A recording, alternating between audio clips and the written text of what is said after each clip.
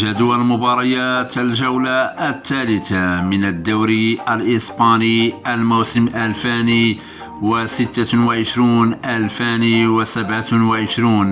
يوم الجمعة 28 أغسطس 2026. راسينغ سانتاندير يواجه إيتشي على الساعة 6 بتوقيت المغرب، 8 بتوقيت مكة المكرمة. ديبورتيفو ألافيس يستقبل فياريال على الساعة 8:30 بتوقيت المغرب، 10:30 بتوقيت مكة المكرمة. يوم السبت 29 أغسطس ليفانتي يواجه ريال بيتيس على الساعة 4 بتوقيت المغرب، 6 بتوقيت مكة المكرمة.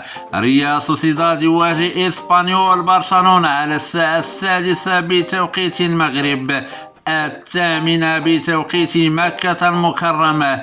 إشبيليا يواجه أتلتيكو مدريد على الساعة 8:30 بتوقيت المغرب، 10:30 بتوقيت مكة المكرمة.